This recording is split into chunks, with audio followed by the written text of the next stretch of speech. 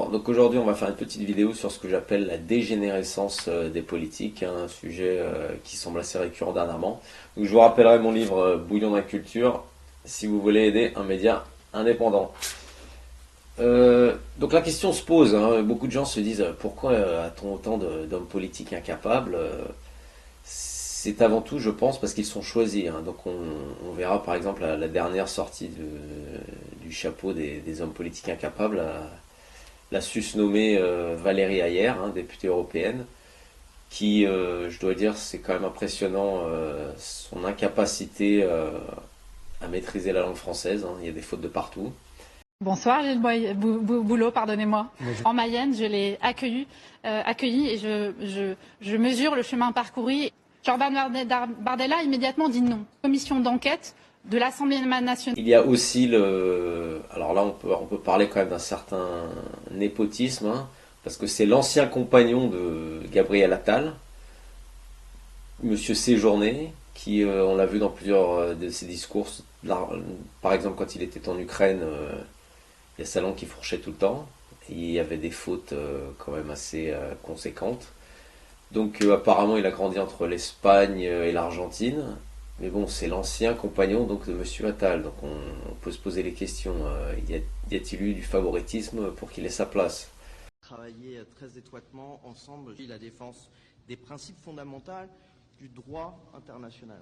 Cette guerre d'agression a de lourds impacts au-delà de l'Europe et un certain nombre de sang a été versé et a frappé les infrastructures civiles au dépit du droit international et humain. Face à ces violations de principes les plus élémentaires de la Charte des Nations Unies, nous savons que l'efficacité de ces technologies est précieux, la capacité ukrainienne de produire sur son sol,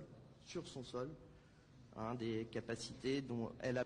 Mon homologue ministre de la Défense était venu ici justement pour faciliter. Une des premières opérations majeures est en cours d'ailleurs de finalisation. Après il y a Madame Aurore Berger, qui elle s'est permis de dire qu'il y avait des bébés israéliens qui avaient été trouvés un bébé israélien qui avait été trouvé dans un four lors des attaques du 7 octobre. Donc là on le sait très bien, hein, ça a été démenti, enfin bon c'était vraiment pour tirer les larmes aux gens, pour nous faire croire que l'attaque après israélienne dans la bande de Gaza serait pleinement justifiée, hein. On demandera à Madame Aurore Berger si les 15 000 enfants qui sont morts à Gaza depuis lui font de la peine. Je crois pas qu'elle les ait mentionnés. Gradation dans l'horreur, qui était, je suis désolée de le dire comme ça, mais parce que malheureusement c'est ce qui s'est passé en Israël. Vous savez qu'il y a des tout petits, des enfants qui ont été décapités, et dit on a même retrouvé un petit bébé placé dans un four et qui a été brûlé.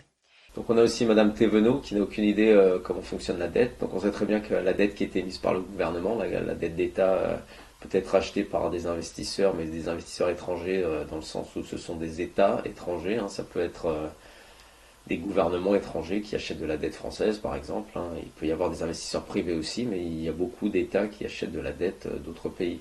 Donc Madame Thévenot a essayé de répondre par une pirouette en montrant son arrogance, mais on voyait bien qu'elle ne maîtrisait pas du tout son sujet. La dette, évidemment, qui est un sujet dramatique. Nous avons plus de 3 000 milliards de dettes en France. Qui achète cette dette? Qui sont les acheteurs des titres obligataires? Mais attendez, je pense qu'on va, on va regarder aussi les choses telles qu'elles sont aujourd'hui. Oui, nous avons un enjeu de dette. Nous avons un enjeu de la dette.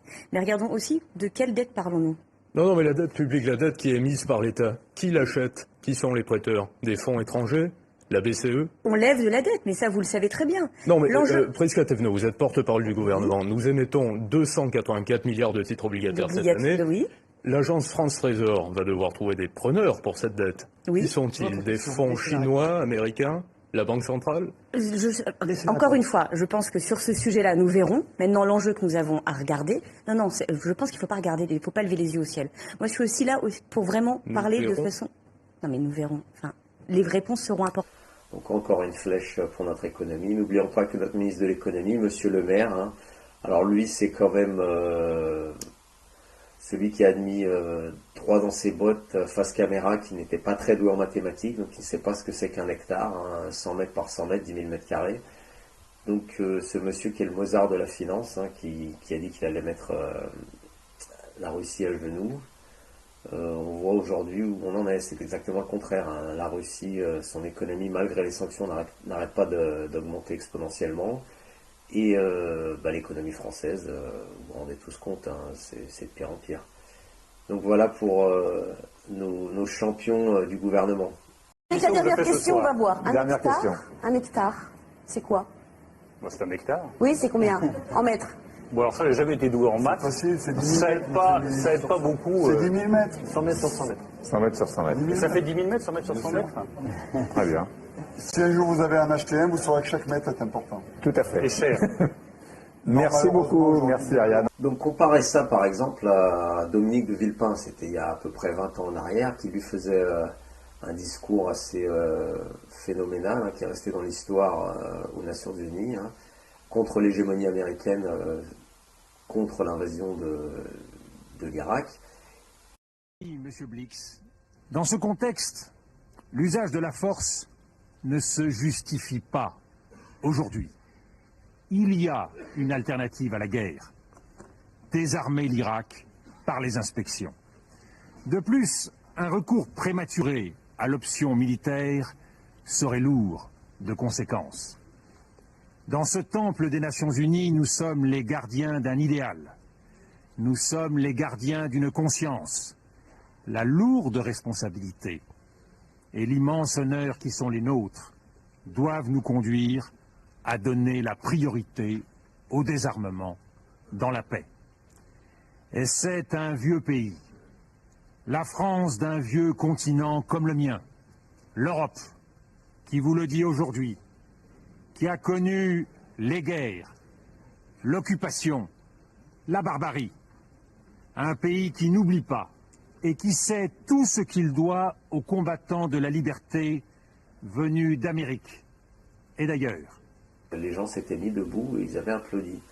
Donc ça, c'était quand même quelque chose d'assez rare, parce que une des rares fois où un pays occidental, un pays reconnu, la France a quand même une histoire, hein, malgré le fait qu'aujourd'hui on ait une influence de moins en moins importante, si je puis dire comme ça, dans la géopolitique globale, mais on reste respecté quand même, on a une voix par rapport justement à notre histoire, à notre armée, et tout un tas de choses. Et à ce moment-là, la France avait gagné du prestige. Mais c'était juste un épisode. Depuis, c'est la grande dégringolade, hein. Et on le voit maintenant, avec ceux que je viens de nommer, là, les Séjourné, les Berger, les Hayer. Ça arrive à un niveau qui est absolument déplorable. C'est une honte même pour la représentation de la France à l'étranger. Hein. Enfin, surtout pour Séjourné. Les autres, heureusement... les étrangers ne voient pas ce qu'ils font et ce qu'ils disent. Mais alors là, se pose toujours la question, pourquoi mettons de tels incapables à la tête de l'État? C'est justement parce qu'ils sont choisis, parce que maintenant, l'agenda, qu'on appelle l'agenda 2030, l'agenda oligarchique de l'élite financière, bancaire, devient tellement malsain et tellement fait de mensonges, devient tellement une guerre contre les peuples, contre les intérêts des peuples, que toute personne qui est un tant soit peu une certaine intelligence, une cohésion, un esprit souverainiste, hein, dans le sens où vous aimez votre pays, vous aimez votre patrie, vous ne pouvez absolument pas faire ce que ces gens font. Donc on choisit qui? Des gens qui sont des incapables, des gens qui sont un peu stupides. On leur promet monts et merveilles, on leur dit vous serez ministre, vous aurez un très bon salaire, vous passerez à la télévision, vous aurez une certaine importance. Et ces gens-là peuvent faire passer toutes ces lois liberticides. Donc c'est justement pour ça, on prend de plus en plus des imbéciles. Et c'est pas seulement en France, si vous regardez à l'étranger, il y a de plus en plus de jeunes politiciens. Hein. Je me souviens de la Première ministre... de la Finlande, on aurait vu une étudiante de 20 ans. On voit Trudeau, là il commence à vieillir, mais quand il a été élu, il faisait quand même un peu genou. Macron, c'était pareil. Donc on a tous ces ministres et tous ces gens qui tournent autour du pouvoir, qui sont soit des incultes, soit des incapables, qui sont illettrés, ou les trois en même temps.